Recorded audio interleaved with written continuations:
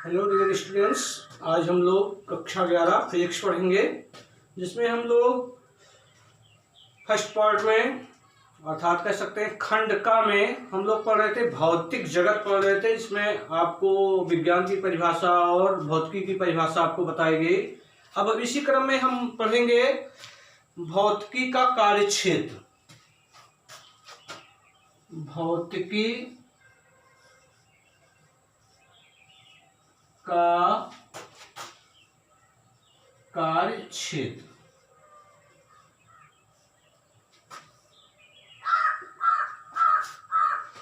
आप जानते हैं कि भौतिकी का कार्यक्षेत्र अत्यंत विस्तृत है अर्थात व्यापक है। तो इसको मूल रूप से इसे दो भागों में बांटा जा सकता है।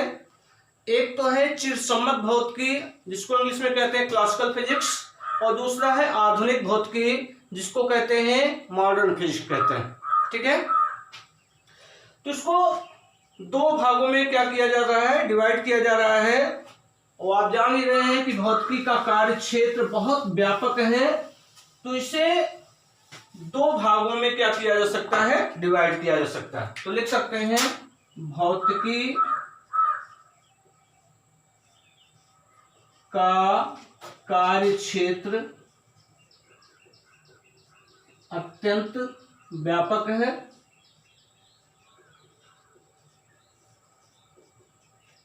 इसे मूल रूप से दो भागों में बांटा जा सकता है।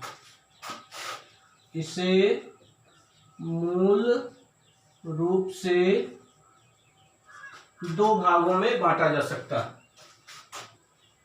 दो भागों में बांटा जा सकता है।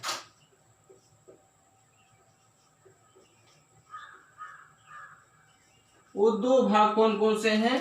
पहला है चिरसम्मत भौतिकी।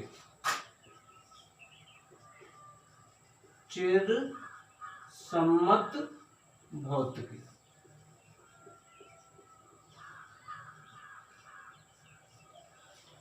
और दूसरा है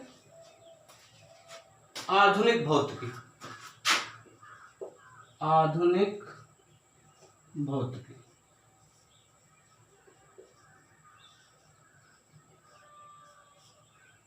ठीक है, चिरसम्मत भौतिकी को कहते हैं क्लासिकल फिजिक्स कहते हैं। क्या कहा जाता है? Classical physics.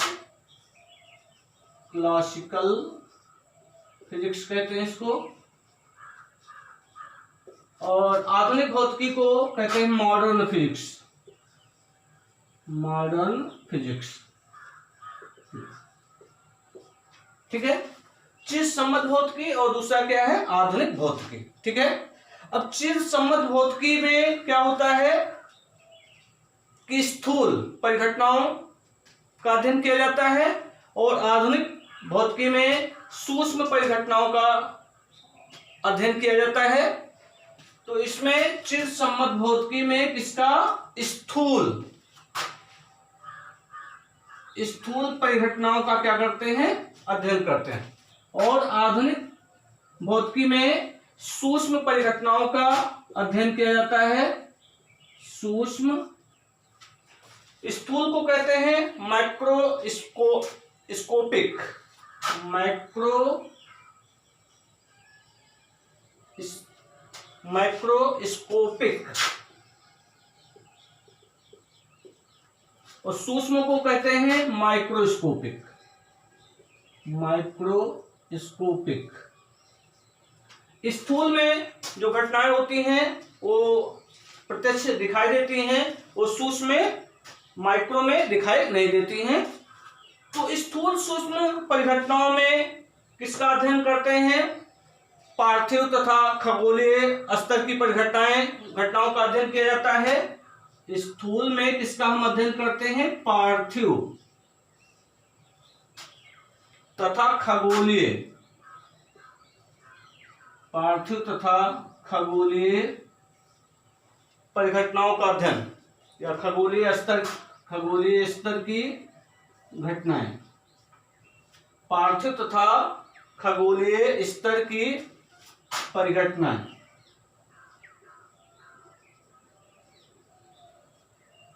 परिघटनाएं। ठीक है। तो इसमें पार्थिव तथा खगोलीय स्तर की परिघटनाओं का हम क्या करते हैं, अध्ययन करते हैं। और सूक्ष्म में जो हमें आंखों से दिखाई नहीं देती हैं, जैसे परमाणु घटना हुआ, नाभिकीय घटना हुआ, इन सभी घटनाओं का हम क्या करते हैं, इसमें अध्ययन करते हैं। तो इसमें किसका किसका अध्ययन, परमाणुविक, ठीक है, किसका अध्ययन किया जा रहा है, परमाणुविक, आणविक,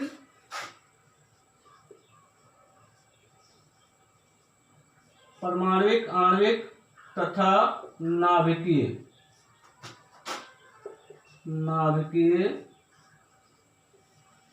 परिघटनाओं का क्या करते हैं, अध्ययन करते हैं।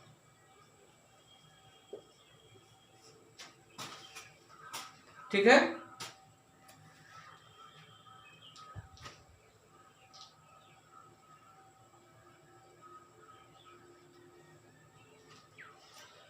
अब इसमें चिज सम्मत भौतिकी का जो अध्ययन किया जाता है वो या पार्थिव तथा खगोलीय स्तर की परिघटनाओं का अध्ययन किसमें करते हैं, क्लासिकल मैकेनिक्स में करते हैं, क्लासिकल मैकेनिक्स में। ठीक है, या कह सकते हैं चिज सम्मत यांत्रिकी में किया जाता है। तो इसकी जो उप शाखाएं हैं, इसमें किसका किसका अध्ययन किया जाता है, क्लासिकल मैकेनिक्स में, क्लासिकल मैकेनिक्स में किसका अध्ययन करते हैं, या क्लासिकल, इन सब का अध्ययन क्लासिकल मैकेनिक्स में किया जाता है या चिज सम्मत यांत्रिकी में किया जाता है, चिर सम्मत यांत्रिकी में, चिर सम्मत यांत्रिकी में करते हैं। और इसकी उप शाखाएं हैं,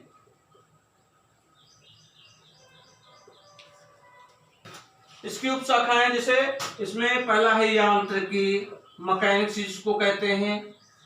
ठीक है, यांत्रिकी, मैकेनिक्स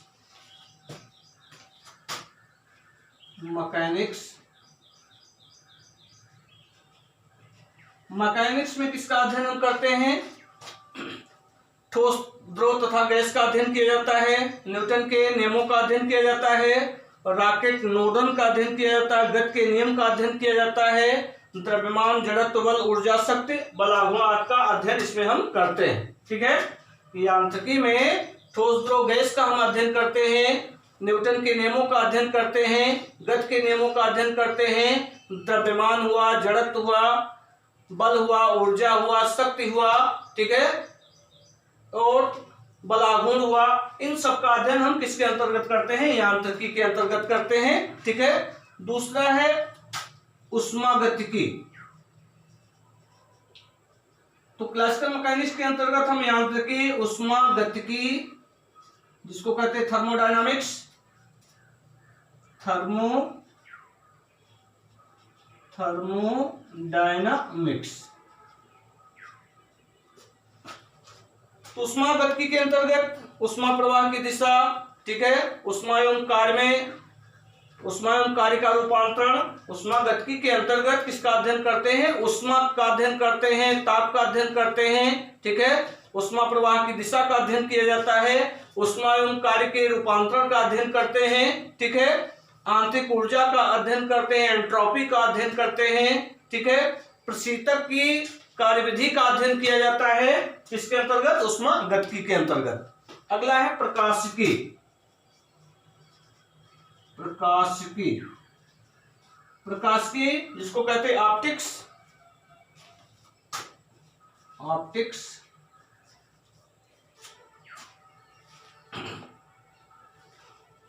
ठीक है, प्रकाशिकी को कहा जाता है ऑप्टिक्स। तो इसमें इस शाखा में, जैसे यांत्रिकी शाखा में आपको बताया गया, ठोस द्रव गैस का अध्ययन करते हैं, न्यूटन के नियमों का अध्ययन करते हैं, जड़त्व के नियमों का अध्ययन करते हैं। ठीक है, द्रव्यमान, ऊर्जा, जड़त्व, बल, कार्य, शक्ति आदि का क्या किया जाता है, अध्ययन किया जाता है, बलागुण का अध्ययन किया जाता है। ऊष्मागतिकी में ऊष्मा और ताप का अध्ययन किया जाता है, ऊष्मा प्रवाह की दिशा का अध्ययन करते हैं, आंतरिक ऊर्जा, ताप, एंट्रोपी, ठीक है, प्रशीतक की कार्यविधि, इन सब का क्या करते हैं, अध्ययन करते हैं। प्रकाशिकी शाखा के अंतर्गत किसका अध्ययन किया जाता है, प्रकाश के अपवर्तन, परावर्तन, ध्रुवण, प्रकाशिकी के अंतर्गत किसका अध्ययन करते हैं? प्रकाश के परावर्तन का अध्ययन करते हैं आप, ठीक है, अपवर्तन का अध्ययन करते हैं, विवर्तन का अध्ययन करते हैं और दूरदर्शी आदि का क्या किया जाता है? अध्ययन किया जाता है, ठीक है। इसी तरह है वैद्युतिकी। चौथा है इसमें वैद्युतिकी। वैद्युतिकी जिसको कहते हैं इलेक्ट्रोस्टैटिक्स, इलेक्ट्रोडायनामिक्स, इलेक्ट्रोडायनामिक्स।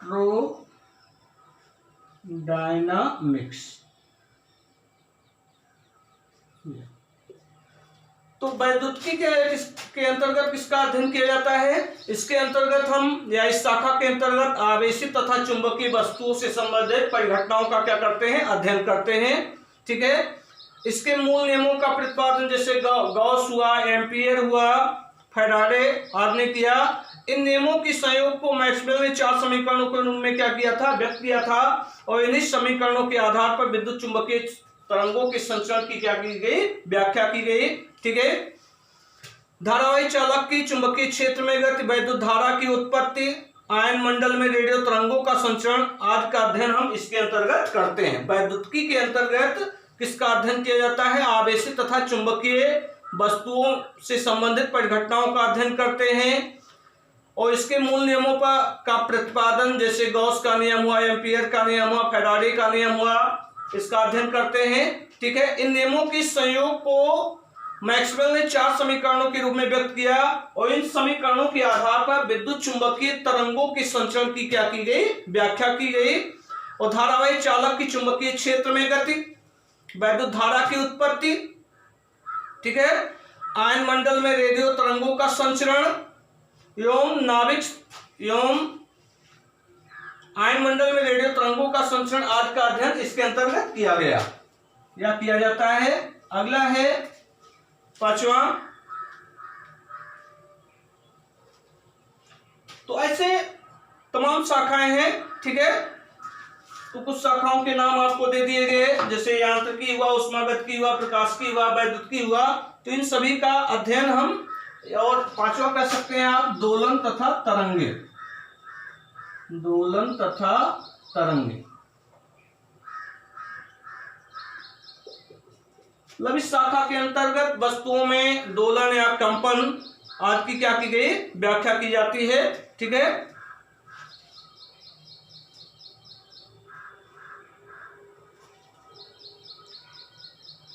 जैसे हमारी आवाज किस तरह आगे बढ़ती है ना, एवं विक्षोभ, मतलब भाषण हुआ, संगीत हुआ, इन सब का अध्ययन इसमें करते हैं दोलन तथा तरंगे के अंतर्गत। तो ये भौतिकी के कार्य क्षेत्र को 2 भागों में डिवाइड किया गया। एक तो चिर संबद्ध भौतिकी, दूसरा आधुनिक भौतिकी। चिर संबद्ध भौतिकी, इसमें घटनाएं क्या होती हैं? प्रत्यक्ष रूप से दिखाई देती हैं। तो स्थूल घटनाएं होती हैं अर्थात पार्थिव तथा खगोलीय स्तर की परिघटनाएं होती हैं। तो एक इसके अंतर्गत जो आता है चिर संबद्ध यांत्रिकी आता है। इसको कई उपशाखाओं में डिवाइड किया गया है। यांत्रिकी, उष्मागतिकी, प्रकाशिकी, वैद्युतिकी, दोलन तथा तरंगे, इन सब शाखाओं का हम क्या करते हैं? अध्ययन करते हैं, ठीक है। और जो सूक्ष्म परिघटनाएं हैं जैसे परमाणु घटनाएं हैं, आणविक घटनाएं तथा नाभिकीय परिघटनाएं हैं, इन सभी परिघटनाओं का अध्ययन हम किसके अंतर्गत करते हैं? क्वांटम मैकेनिक्स के अंतर्गत करते हैं, या कह सकते हैं क्वांटम फिजिक्स के अंतर्गत करते हैं। क्वांटम भौतिकी, क्वांटम फिजिक्स के अंतर्गत किया जाता है। परमाणु घटनाएं हुई, आणविक घटनाएं हुई, नाभिकीय परिघटनाएं हुई, इन सभी का अध्ययन, ये सूक्ष्म प्रभाव की घटनाएं हैं, ठीक है। तो जैसे इलेक्ट्रॉन हुआ, प्रोटॉन हुआ, न्यूट्रॉन हुआ, नाभिक हुआ, इन सभी घटनाओं का, इन सभी का इसके अंतर्गत अध्ययन किया जाता है। तो ये भौतिकी का कार्य क्षेत्र हुआ, ठीक है। अब हम पढ़ेंगे प्रकृति में मूल बल। प्रकृति में मूल बल, प्रकृति में मूल बल।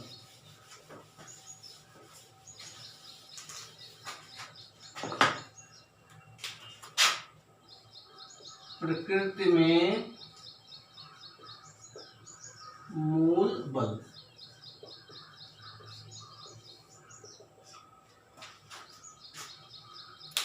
देखिए, वास्तव में भौतिकी का अध्ययन उत्तेजक और क्या है, रोमांचकारी है, जो सभी विज्ञान की शाखाओं का क्या है, आधार है। ठीक है, तो भौतिक विज्ञान में एक और तो हम क्या करते हैं, अनेक सूक्ष्म परिघटनाओं का क्या करते हैं, अध्ययन करते हैं। ठीक है, जैसे सूक्ष्म कण हुए, इलेक्ट्रॉन, प्रोटॉन, न्यूट्रॉन हुए, इन सब का क्या किया जाता है, अध्ययन किया जाता है। ठीक है, और इसके लिए किसका उपयोग कर, इसके जबकि दूसरी ओर हम विशालकाय आकाशीय पिंड हुए, जैसे ग्रह हुआ, सूर्य हुआ, गैलेक्सी हुआ, इन सब का अध्ययन है। तो कहने का मतलब है भौतिक विज्ञान सूक्ष्म परमाणु से विशालकाय ब्रह्मांड में फैली हुई प्राकृतिक घटनाओं की व्याख्या कुछ मूल तथ्यों के आधार पर करता है, और इसके अतिरिक्त यह प्रकृति में छिपी आभासी जटिलता में संमितता और सरलता प्रदर्शित करता है। इस प्रकार भौतिक विज्ञान सर्वाधिक उत्तेजक और चुनौतीपूर्ण शाखा है। तो विज्ञान की शाखा में ज्ञानार्जन एवं इसके विस्तार की कोई सीमा नहीं है। कोई भी व्यक्ति यह दावा नहीं कर सकता कि संपूर्ण भौतिक जगत का ज्ञाता है या भौतिकी का ज्ञाता है। तो आज के युग में कोई भी व्यक्ति भौतिकी से अलग नहीं रह सकता है। यह एक सरल तथा मनोरंजक विज्ञान है। भौतिकी को समझने के लिए विद्यार्थियों या छात्रों को स्वयं प्रयोग करते रहना चाहिए, और प्रयोगों से प्राप्त अनुभव उत्तेजक और ज्ञानवर्धक होते हैं तथा वे भौतिकी के कुछ नियमों के विषय में जानकारी देते हैं। कि छात्रों को क्या करना चाहिए, स्वयं प्रयोग करना चाहिए, और प्रयोग से प्राप्त जो अनुभव उत्तेजक और कैसे क्या होते हैं, ज्ञानवर्धक होते हैं। जब छात्र प्रयोग करेगा तो उससे जो अनुभव प्राप्त होगा वो कैसा होगा, उत्तेजक होगा, और कैसा होगा, ज्ञानवर्धक होगा। ठीक है, तथा वह भौतिकी के कुछ नियमों के बारे में, उस प्रयोग से भौतिकी के कुछ नियमों के बारे में भी क्या कर सकते हैं, जानकारी प्राप्त कर सकते हैं। ठीक है, तो जैसे जमीन पर सेब के गिरने की घटना को न्यूटन ने देखा, और इस आधार पर उन्होंने क्या किया, गुरुत्वाकर्षण नियम का प्रतिपादन किया। ठीक है, न्यूटन का नाम सुने होंगे कि वो पेड़ के नीचे बैठे हुए थे, तो एक सेब ऊपर से क्या हुआ, गिरा, तो उस पर उन्होंने विचार किया सेब नीचे ही क्यों गिरता है। ठीक है, तो इस आधार पर उन्होंने क्या किया, न्यूटन ने गुरुत्वाकर्षण के नियम का क्या किया, प्रतिपादन किया। इसी तरह चाय की केतली पे जो ढक्कन था, वो ढक्कन ऊपर नीचे हो रहा था, अर्थात ढक्कन ऊपर नीचे कूदने से भाप इंजन क्या किया, निर्माण किया, भाप इंजन का आविष्कार का आधार प्रदान किया। ठीक है, इसी तरह चर्च में लटकते लैंप के दोनों ने गैलीलियो को समय मापन के लिए क्या किया, प्रेरणा प्रदान की। तो इस तरह तमाम घटनाएं हैं। ठीक है, तो आइए हम देखते हैं प्रकृति में मूल बल। प्रकृति में मूल बल तो हम जानेंगे पहले बल क्या होता है। ठीक है, तो बल क्या होता है कि बल वह बाह्य कारक है जो किसी वस्तु की गति की अवस्था को क्या करता है, परिवर्तित कर देता है। ठीक है, किसी वस्तु में गति या गति परिवर्तन या विरूपण उत्पन्न कर देता है। सीधे कह सकते हैं बल वह बाह्य कारक है जो किसी वस्तु की स्थिति परिवर्तित कर देता है। अगर वस्तु विराम में है तो गति में ला सकता है, गति में है, गतिमान है तो विराम अवस्था में ला सकता है, वस्तु की गति की दिशा को परिवर्तित कर सकता है। ठीक है, और बल जो है वो वस्तु के आकार को भी क्या कर सकता है, परिवर्तित कर सकता है। तो बल वह कारक है, ठीक है, जो किसी वस्तु में गति परिवर्तन या विरूपण क्या करता है, उत्पन्न करता है। तो संक्षेप में आप लिख सकते हैं कि बल वह कारक है, बल वह कारक है या बल वह बाह्य कारक है जो किसी वस्तु में गति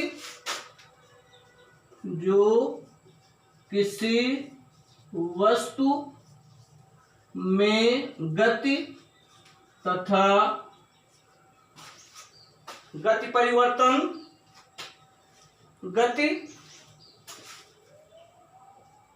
वह कारक है जो किसी वस्तु में गति कारक, गति परिवर्तन, बल वह कारक है जो किसी वस्तु में गति परिवर्तन तथा विरूपण उत्पन्न कर देता है या विरूपण उत्पन्न कर देता है, विरूपण उत्पन्न कर देता है। ठीक है। तो पिछली कक्षाओं में वह आप पढ़े कि बल वह धक्का या खिंचाव है जो किसी वस्तु में की स्थिति में क्या कर देता है, परिवर्तन कर देता है। अगर वस्तु विराम अवस्था में तो गतिमान अवस्था में कर देता है, गतिमान है तो विराम में कर देगा। वस्तु के गति की दिशा को क्या कर देता है, परिवर्तित कर देता है। ठीक है। वस्तु के आकार को भी क्या करता है, परिवर्तित कर देता है। ठीक है। तो यहां परिभाषा आप क्या दे सकते हैं कि बल वह कारक है जो किसी वस्तु में गति परिवर्तन या विरूपण उत्पन्न कर देता है। तो संक्षेप में जानेंगे। और प्रकृति में केवल 4 प्रकार के मूल बल हैं। प्रकृति में 4 प्रकार के मूल बल हैं। मूल बल प्रकृति में कितने प्रकार के हैं, 4 प्रकार के। ठीक है। चारों के नाम, पहला है गुरुत्वाकर्षण बल। पहला क्या है, गुरुत्वाकर्षण बल। दूसरा है, पहला है गुरुत्वाकर्षण बल, दूसरा है विद्युत चुंबकीय बल, विद्युत चुंबकीय बल, विद्युत चुंबकीय बल। तीसरा है, पहला गुरुत्वाकर्षण बल, दूसरा विद्युत चुंबकीय बल, तीसरा है प्रबल नाभिकीय बल, प्रबल नाभिकीय बल, प्रबल नाभिकीय बल। और चौथा है क्षीण नाभिकीय बल, क्षीण नाभिकीय बल।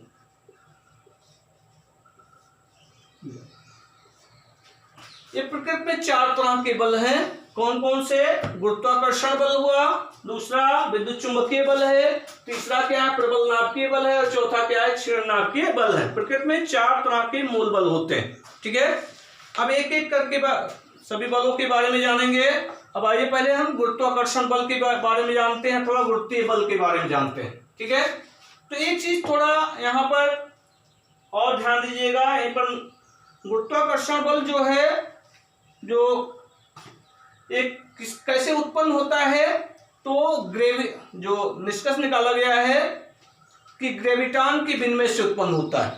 और विद्युत चुंबकीय बल आवेशित कणों के बीच फोटॉनों के विनिमय से उत्पन्न होता है। और प्रबल नाभिकीय बल जो होता है, न्यूक्लियनों के बीच मेसॉनों के विनिमय से उत्पन्न होता है। और क्षीण नाभिकीय बल जो होता है, वो बोसॉनों के विनिमय से उत्पन्न होता है।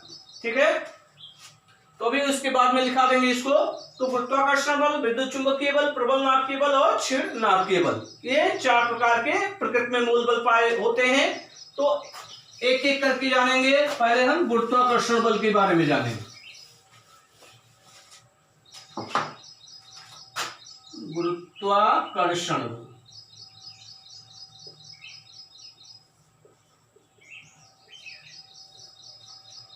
गुरुत्वाकर्षण बल क्या है कि ब्रह्मांड के किन्हीं 2 पिंडों के बीच लगने वाले आकर्षण बल को क्या कहते हैं, गुरुत्वाकर्षण बल कहते हैं। ठीक है। यह बल किसके कारण उत्पन्न होता है, द्रव्यमानों के कारण उत्पन्न होता है। ब्रह्मांड में किन्हीं 2 पिंडों के मध्य लगने वाले आकर्षण बल को क्या कहते हैं, गुरुत्वाकर्षण बल कहते हैं। ठीक है। और ये बल किसके कारण उत्पन्न होता है, द्रव्यमानों के कारण उत्पन्न होता है। ठीक है। और ये सार्वत्रिक बल है। ये कौन सा बल है, सार्वत्रिक बल है कि ये बल ब्रह्मांड में स्थित 2 पिंडों के बीच अवश्य कार्य करता है। ठीक है। तो न्यूटन ने क्या किया, गुरुत्वाकर्षण बल के संबंध में नियम दिया। तो पहले गुरुत्वाकर्षण बल की परिभाषा ले लीजिए कि ब्रह्मांड में किन्हीं 2 पिंडों के बीच लगने वाले आकर्षण बल को क्या कहते हैं, गुरुत्वाकर्षण बल कहते हैं। ठीक है। क्या कहा जाता है, गुरुत्वाकर्षण बल।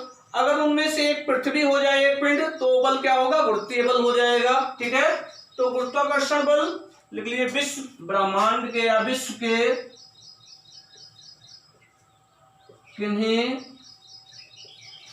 दो पिंडों के मध्य, ब्रह्मांड कर दिए, ब्रह्मांड के किन्हीं दो पिंडों के मध्य लगने वाले आकर्षण बल को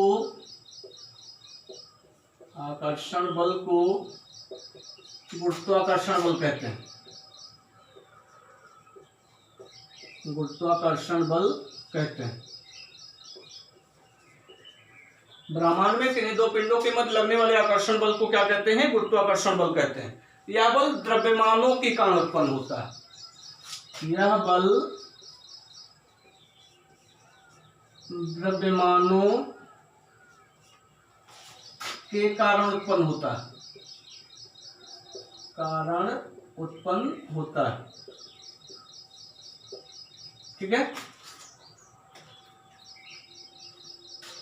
तो प्रत्येक दो पिंडों के मध्य या दो कण हुए, दो वस्तु हुए, दो पिंड हुए, ठीक है, तो सभी दो पिंडों के मध्य क्या होता है? आकर्षण बल कार्य करता है, जिसे क्या कहते हैं? गुरुत्वाकर्षण बल कहते हैं। ठीक है।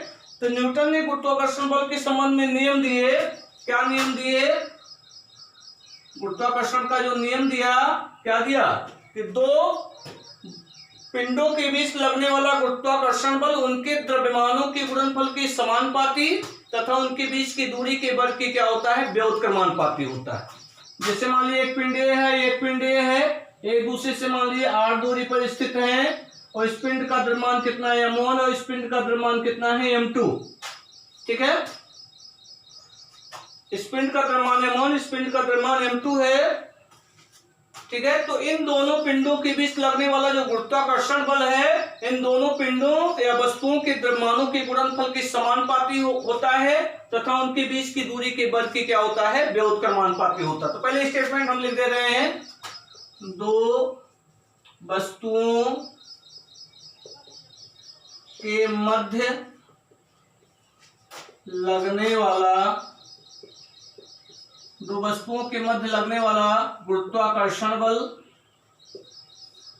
दो वस्तुओं के मध्य लगने वाला गुरुत्वाकर्षण बल उनके द्रव्यमानों के गुणनफल के अनुक्रमानुपाती, उनके द्रव्यमानों के गुणनफल के अनुक्रमानुपाती तथा उनके बीच की दूरी के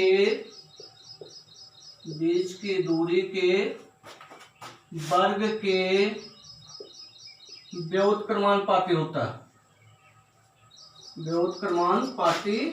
है। ठीक है। उनके बीच की दूरी के वर्ग की क्या होता है? व्युत्क्रमानुपाती होता है।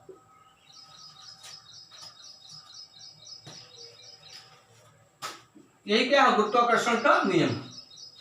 यही क्या है? गुरुत्वाकर्षण का नियम। तो दो वस्तुओं के मध्य लगने वाला आकर्षण बल, तो मान लीजिए दोनों वस्तुओं के बीच या दोनों पिंडों के बीच कितना बल कार्य कर रहा है? यह बल कार्य कर रहा है। तो यह समानुपाती होगा किसके? इन दोनों वस्तुओं के द्रव्यमानों के गुणनफल के। तो पहले वस्तु का द्रव्यमान m1 है, दूसरे का कितना है? m2। तो यह भी प्रोपोर्शनल टू क्या होगा? m1 m2। ठीक है।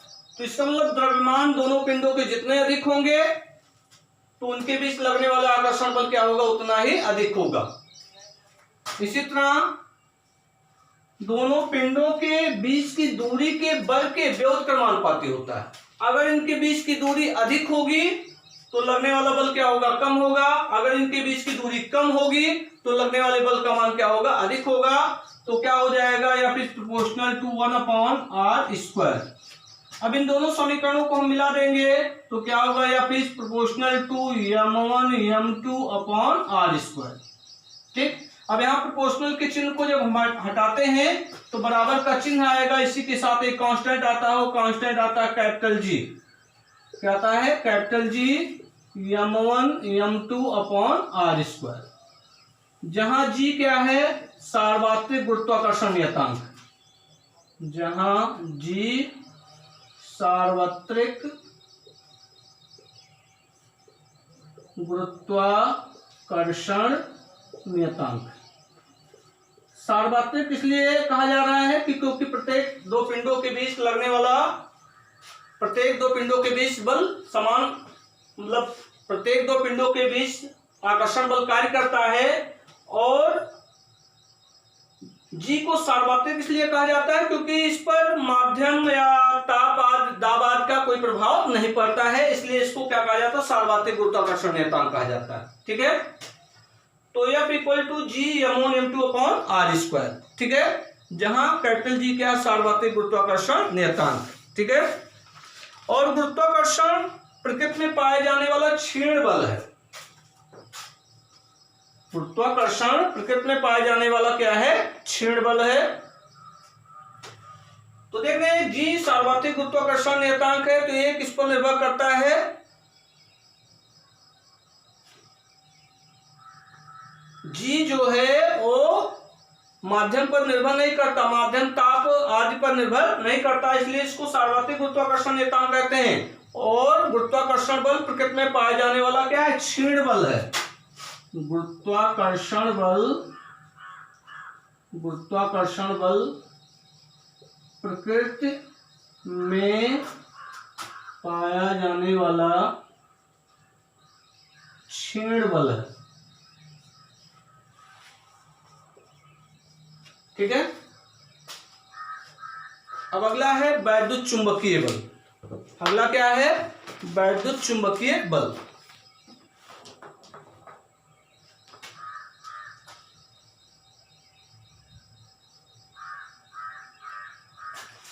दूसरा है वैद्युत चुंबकीय बल।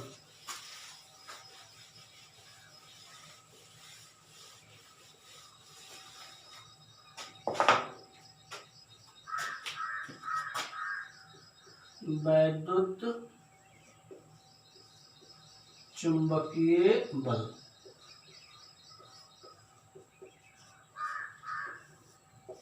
ठीक है। तो वैद्युत चुंबकीय बल जो है आवेशित कणों के बीच कार्य करने वाला बल है। लिखिएगा नहीं, लिखा देंगे कि आवेशित कणों के मध्य लगने वाला बल। वैद्युत चुंबकीय बल जो है वो आवेशित कणों के बीच लगने वाला बल है। यदि आवेश एक निश्चित दूरी पर विरामावस्था में है तो उनके बीच लगने वाला बल क्या होता है, स्थिर वैद्युत बल कहलाता है। क्या कहलाएगा, स्थिर वैद्युत बल कहलाता है। अगर आवेश एक निश्चित दूरी पर विरामावस्था में है, ठीक है, तो जैसे मान लीजिए एक आवेश यहाँ पर, एक आवेश यहाँ पर है, ठीक है, तो एक निश्चित दूरी पर ये विरामावस्था में है, ये भी स्थिर आवेश, ये भी स्थिर आवेश है, तो इनके बीच जो लगने वाला बल होगा वो क्या कहलाएगा, स्थिर वैद्युत बल कहलाता है। ठीक है, तो विद्युत चुंबकीय बल क्या है कि विद्युत चुंबकीय बल आवेशित कणों के बीच, आवेशित कणों के मध्य लगने वाला बल है। ठीक है, अगर आवेश एक निश्चित दूरी पर स्थिर है अर्थात विरामावस्था में है तो इनके बीच लगने वाला जो बल होगा वो बल क्या कहलाता है, स्थिर वैद्युत बल कहलाता है। ठीक है, तो प्रयोग द्वारा ये पता चला कि समान आवेशों में, जैसे आवेश आपको बताया गया है कि आवेश दो तरह के होते हैं, धन आवेश और दूसरा ऋण आवेश। अगर समान आवेश है, प्रयोग से पता चला कि समान आवेशों के मध्य कौन सा बल कार्य करता है। अगर आवेश समान है तो इनके मध्य कौन सा वैद्युत बल लगेगा, प्रतिकर्षण का कार्य करेगा। समान आवेश है तो प्रतिकर्षण बल लगेगा। विपरीत आवेश है तो इनके बीच कौन सा बल कार्य करेगा, विपरीत आवेशों के मध्य कौन सा बल कार्य करता है, आकर्षण बल कार्य करता है। अगर मान लीजिए एक बल, मतलब एक आवेश ऋण है और दूसरा भी ऋण है, तो ये एक दूसरे को क्या करेंगे, प्रतिकर्षित करेंगे। और एक स्थिर आवेश प्लस है, दूसरा भी प्लस है, तो एक दूसरे को भी क्या करेंगे, प्रतिकर्षित करेंगे। ठीक है, क्योंकि ये समान आवेश, समान आवेशों के मध्य कौन सा बल लगेगा, प्रतिकर्षण बल कार्य करेगा। ये भी समान आवेश है, प्रतिकर्षण बल कार्य करेगा। लेकिन अगर एक धन आवेश है दूसरा ऋण आवेश है तो इनके बीच कौन सा बल कार्य करेगा? आकर्षण बल कार्य करेगा। कौन सा बल कार्य करेगा? आकर्षण। तो प्रयोग के आधार पर ज्ञात किया गया कि समान आवेशों के मध्य प्रतिकर्षण बल और विपरीत आवेशों के मध्य कौन सा बल कार्य करता है? आकर्षण बल कार्य करता है। ठीक है, तो इतनी बात समझ गए होंगे कि वैद्युत चुंबकीय बल क्या होता है? आवेशित कणों के मध्य लगने वाला बल है। ठीक है, अगर इन आवेशों में ए आवेश एक निश्चित दूरी पर विरामावस्था में हो तो इनके मध्य लगने वाला वैद्युत बल क्या होता है? स्थिर वैद्युत बल कहलाता है। और प्रयोग के आधार पर क्या ज्ञात किया गया कि समान आवेशों के मध्य प्रतिकर्षण बल कार्य करता है और विपरीत आवेशों के मध्य कौन सा बल कार्य करता है? आकर्षण बल कार्य करता है। अगर दोनों आवेश धनात्मक है तो प्रतिकर्षण बल, दोनों आवेश ऋणात्मक है तो प्रतिकर्षण बल, अगर एक धनात्मक और दूसरा ऋणात्मक है तो कौन सा बल कार्य करेगा? आकर्षण बल कार्य करेगा। तो इतना पॉइंट आपको ध्यान में रखना है। समान प्रकृति के आवेशों में प्रतिकर्षण और विपरीत प्रकृति के आवेशों में क्या होता है? आकर्षण बल कार्य करता है। आपको बताया गया होगा आवेश दो प्रकार के होते हैं, एक तो धन आवेश होता है, दूसरा क्या होता है? ऋण आवेश होता है। ठीक है, धन आवेश और ऋण आवेश। इतना बात तो समझ गए होंगे। ठीक है, तो कूलाम ने क्या किया? एक नियम दिया था। कूलाम ने एक नियम दिया था। वो नियम क्या है? कूलाम का नियम। तो पहले इसको हम लिख दे रहे हैं ताकि आपको कोई प्रॉब्लम ना हो। आवेशित कणों के मध्य लगने वाले बल को वैद्युत चुंबकीय बल कहते हैं। वैद्युत चुंबकीय बल कहते हैं। आवेशित कणों के मध्य लगने वाले वैद्युत बल को क्या कहते हैं? वैद्युत चुंबकीय बल कहते हैं। ठीक है,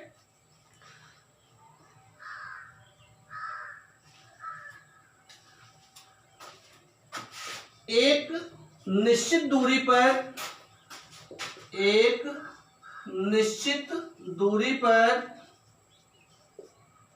विरामावस्था में स्थित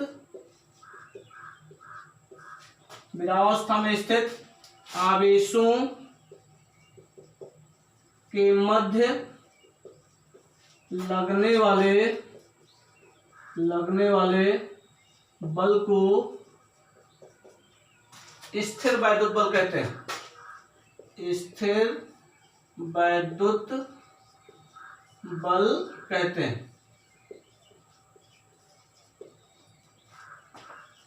अगर एक निश्चित दूरी पर दो आवेश विरामावस्था में हैं तो उन आवेशों के बीच जो बल कार्य करेगा वो बल क्या कहलाएगा? स्थिर वैद्युत बल कहलाता है। ठीक है, तो आपको अभी बता दिया गया समान आवेशों में क्या होता है? प्रतिकर्षण होता है, या समान प्रकृति के आवेशों में प्रतिकर्षण और विपरीत प्रकृति के आवेशों में क्या होता है? आकर्षण होता है। समान प्रकृति के आवेशों के मध्य प्रतिकर्षण बल तथा विपरीत प्रकृति के आवेशों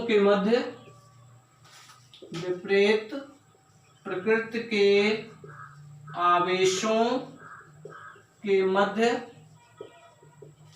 आकर्षण बल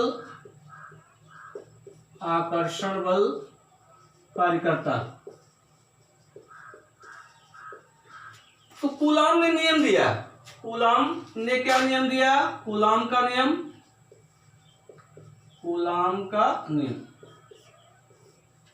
दो स्थिर बिंदु आवेशों के मध्य या दो बिंदु आवेशों के बीच लगने वाला वैद्युत बल। अब यहां देखिए वैद्युत बल की बात हो रही है।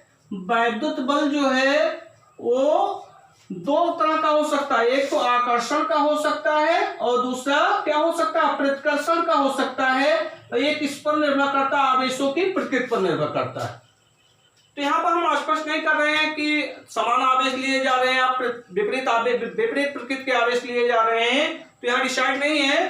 तो कूलॉम का नियम जो है, दो स्थिर बिंदु आवेशों के बीच लगने वाला, आप चाहे वैद्युत बल कह सकते हैं या आकर्षण बल अथवा प्रतिकर्षण बल, तो ये किस पर निर्भर करते हैं, आवेशों की प्रकृति पर निर्भर करते हैं। कि समान आवेश होंगे तो प्रतिकर्षण बल कार्य करेगा, और विपरीत प्रकृति के आवेश होंगे तो कौन सा बल कार्य करेगा, आकर्षण बल कार्य करेगा। ठीक है, तो वैद्युत बल आकर्षण का हो सकता है या प्रतिकर्षण का हो सकता है, ये किस बात पर निर्भर करता है, आवेशों की प्रकृति पर निर्भर करता है। ठीक है,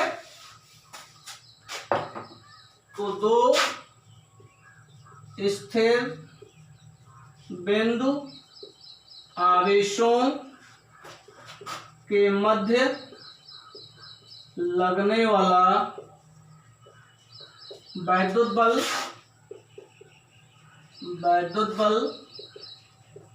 आवेशों की मात्राओं के गुणनफल के अनुक्रमानुपाती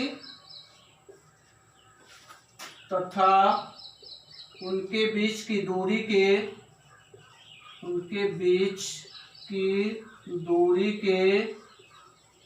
वर्ग के व्युत्क्रमानुपाती होता है। तो यहाँ संक्षेप में वैसे दिया है, विस्तृत रूप से आपको क्लास 12 में पहले चैप्टर में आपको पढ़ाया जाएगा। तो सपोज करिए एक आवेश है बिंदु आवेश, एक बिंदु आवेश है, दूसरा बिंदु आवेश है, एक दूसरे से r दूरी पर रखे गए हैं। इस पर आवेश की मात्रा Q1, इस पर आवेश की मात्रा Q2। ठीक है, तो इनके बीच लगने वाला जो वैद्युत बल है यह समानुपाती होगा किसके, Q1 और Q2 के, और यह समानुपाती होगा इनके बीच की दूरी के वर्ग के व्युत्क्रमानुपाती होगा। ठीक है, तो इनके बीच की दूरी कितना है, r है, तो यह प्रोपोर्शनल टू क्या होगा, 1/r²। इन दोनों समीकरणों को जब मिलाएंगे तो आ जाएगा फिर प्रोपोर्शनल टू Q1 Q2/r²। तो यह इक्वल टू क्या होगा, K Q1 Q2/r², जहां K क्या है, कांस्टेंट है। ठीक है, K क्या है यहाँ पर, कांस्टेंट है, अनुक्रमानुपाती नियतांक है, और ये माध्यम के गुणों पर क्या करता है, निर्भर करता है। किस पर निर्भर करता है, माध्यम के गुणों पर निर्भर करता है, जहां के अनुक्रमानुपाती नियतांक जो माध्यम के गुणों पर निर्भर करता है, जो माध्यम के गुणों पर निर्भर करता है, माध्यम के गुणों पर निर्भर करता है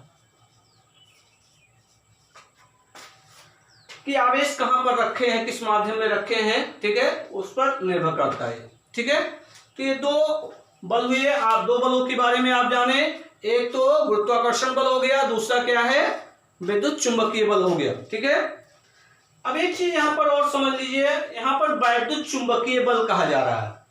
ठीक है, तो ये आवेशित कणों के मध्य वैद्युत बल भी लग रहा है और चुंबकीय बल भी लग रहा है। तो अभी थोड़ा यहाँ आपको समझना है, लिखने की आवश्यकता नहीं, समझना है यहाँ पे।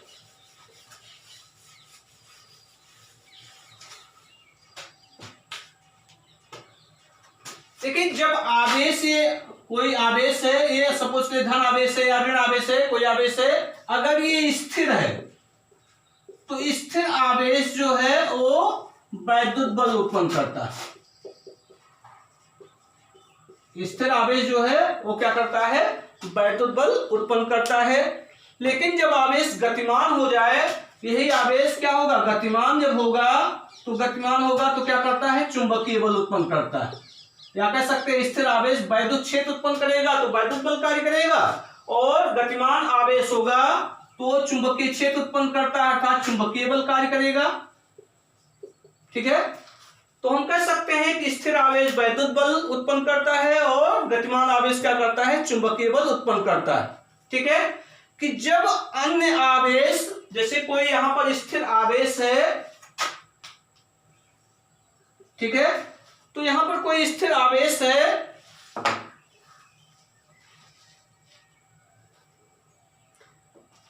तो जब यहां कोई स्थिर आवेश है, इसके चारों ओर क्या होगा, वैद्युत क्षेत्र होगा, ठीक है।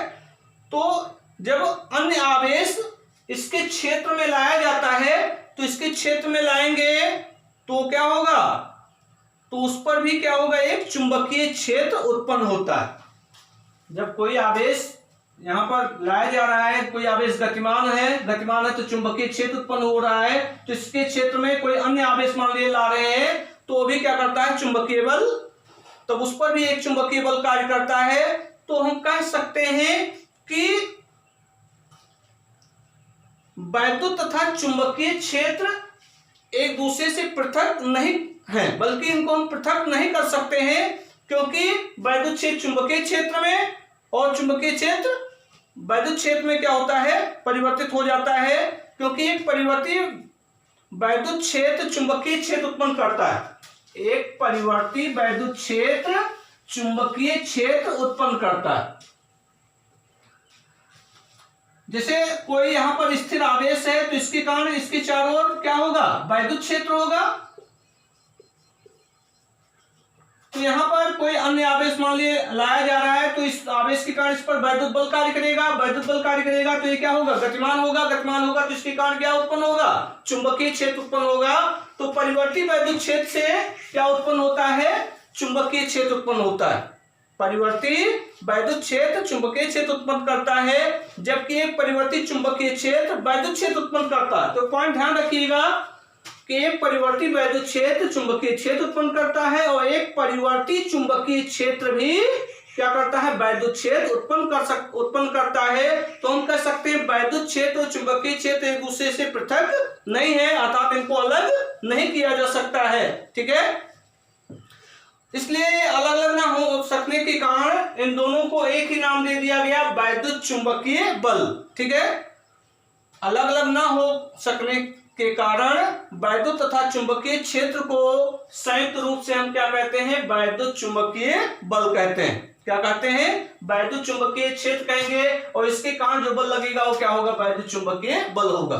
तो थोड़ा फिर से रिपीट करा दे रहे हैं कि कोई आवेश गतिमान है तो वो क्या करता है, चुंबकीय क्षेत्र उत्पन्न करता है, ठीक है। और जब इसके समीप कोई अन्य आवेश लाते हैं, ठीक है, तो उस पर भी क्या होता है, चुंबकीय बल कार्य करता है। तो चुंबकीय बल कार्य करेगा, ठीक है। तो चुंबकीय बल जो है, या चुंबकीय वैद्युत बल और चुंबकीय बल एक दूसरे से अलग नहीं किए जा सकते हैं। क्यों, क्योंकि एक परिवर्ती वैद्युत क्षेत्र जो है वो परिवर्ती चुंबकीय क्षेत्र उत्पन्न करता है, और परिवर्ती चुंबकीय क्षेत्र एक परिवर्ती वैद्युत क्षेत्र उत्पन्न करता है। तो ये अलग अलग ना हो सकने के कारण इनको संयुक्त रूप से हम क्या कहते हैं, वैद्युत चुंबकीय क्षेत्र कहते हैं। और वैद्युत चुंबकीय क्षेत्र उत्पन्न होने के कारण इसको हम क्या कहेंगे, वैद्युत चुंबकीय बल कहते हैं, ठीक है। अब अगला है प्रबल नाभिकीय बल। तीसरा है प्रबल नाभिकीय बल। प्रबल नाभिकीय बल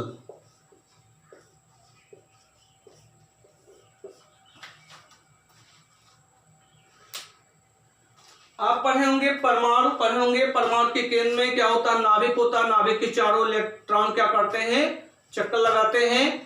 तो नाभिक में प्रोटॉन और न्यूट्रॉन होते हैं। प्रोटॉन पर धन आवेश होता है, न्यूट्रॉन पर कोई आवेश नहीं होता, अर्थात वैद्युत उदासीन होता है, ठीक है। तो नाभिक में उपस्थित प्रोटॉनों और न्यूट्रॉनों को सामूहिक रूप से हम क्या कहते हैं, न्यूक्लियॉन कहते हैं। क्या कहते हैं, सामूहिक रूप से न्यूक्लियॉन कहा जाता है। प्रोटॉनों और न्यूट्रॉनों, जैसे मान लीजिए ये परमाणु है, परमाणु के केंद्र में क्या होता है, धनावेशित नाभिक होता है। नाभिक में प्रोटॉन और न्यूट्रॉन होते हैं। नाभिक का धन आवेश किसके कारण होता है, प्रोटॉनों के कारण होता है। तो प्रोटॉनों और न्यूट्रॉनों को सामूहिक रूप से हम क्या कहते हैं, न्यूक्लियॉन कहते हैं। क्या कहते हैं, न्यूक्लियॉन। तो नाभिक में प्रोटॉनों तथा न्यूट्रॉनों को एक साथ बांधे रखने वाले बल को क्या कहते हैं, प्रबल नाभिकीय बल कहते हैं। कि नाभिक में प्रोटॉन और न्यूट्रॉन एक साथ बंधे हुए हैं, तो इनके बीच जो बल कार्य कर रहा है उस बल को क्या कहते हैं, प्रबल नाभिकीय बल कहते हैं। या न्यूक्लियनों को परस्पर बांधे रखने वाले बल को क्या कहते हैं? प्रबल नाभिकीय बल कहते हैं। ठीक है,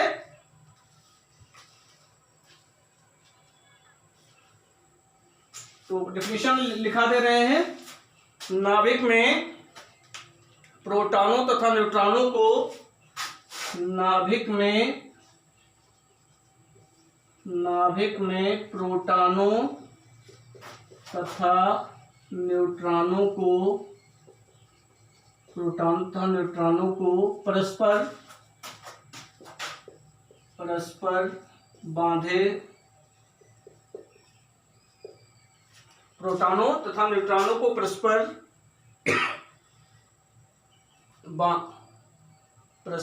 बांधने वाला बल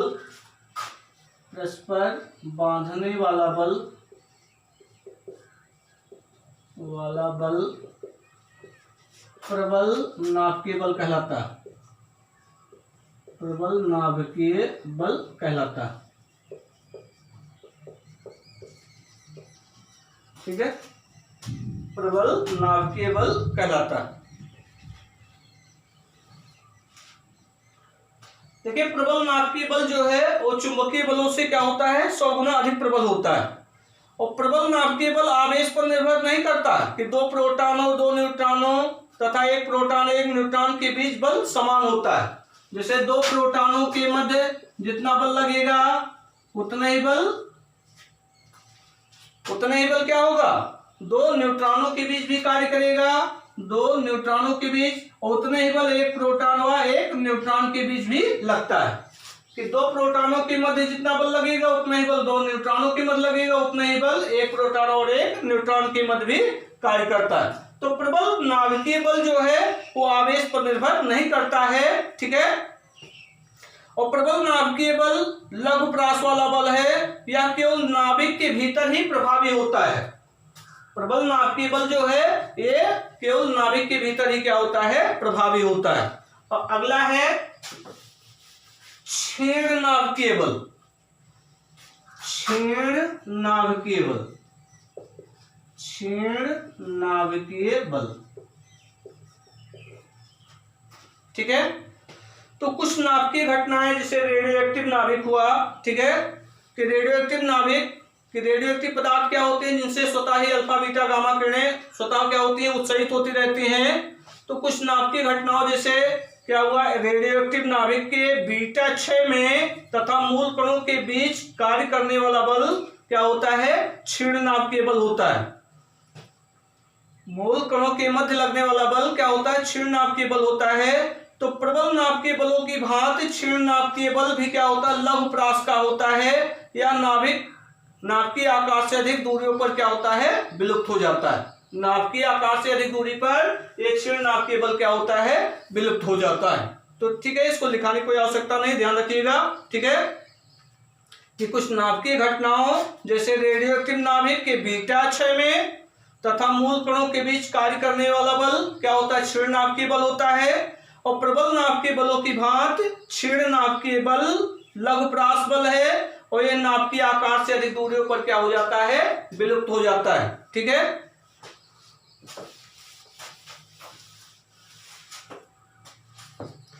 और इन सभी बलों के बारे में आप अलग आगे चैप्टर में पढ़ेंगे। ठीक है, कुछ केमिस्ट्री में पढ़ेंगे, कुछ फिजिक्स में पढ़ेंगे विस्तृत रूप से। ठीक है, तो आजकल सभी मूल बल किसी विशेष अभिलाक्षण कण के विनिमय से उत्पन्न होते हैं। तो यहां पर एक पॉइंट आपको समझना जरूरी है कि विद्युत चुंबकीय बल जो है, विद्युत चुंबकीय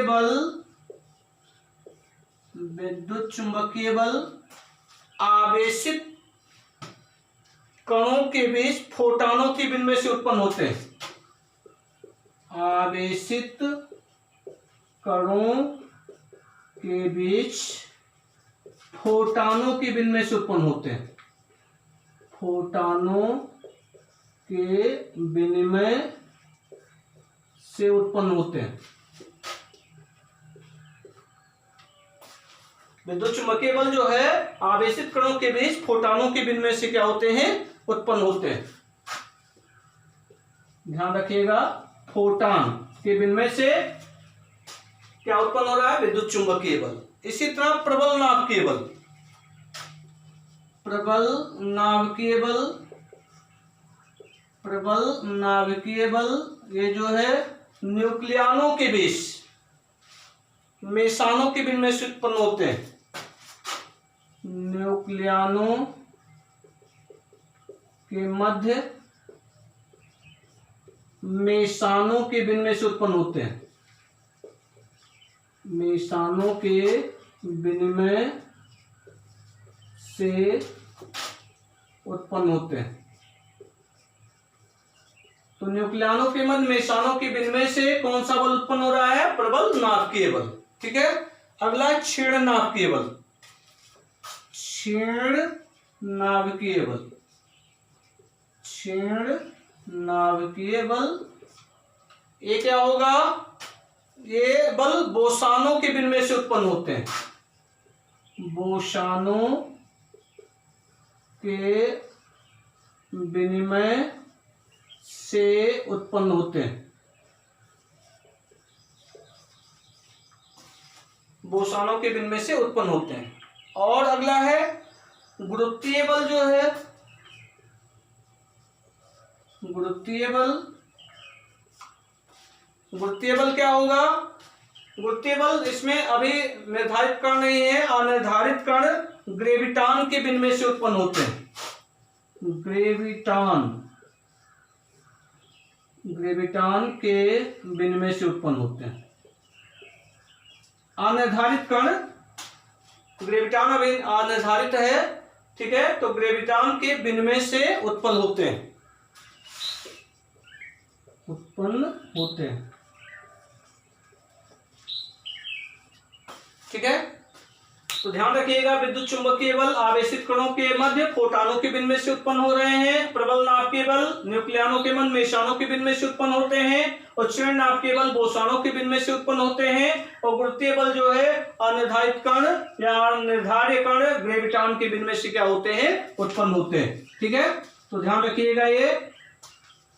तो प्रकृति में मूलतः मूल रूप से 4 बल हैं। कौन कौन से? गुरुत्वाकर्षण बल, विद्युत चुंबकीय बल, प्रबल नाभिकीय बल और क्षीण नाभिकीय बल। आज इतने ही।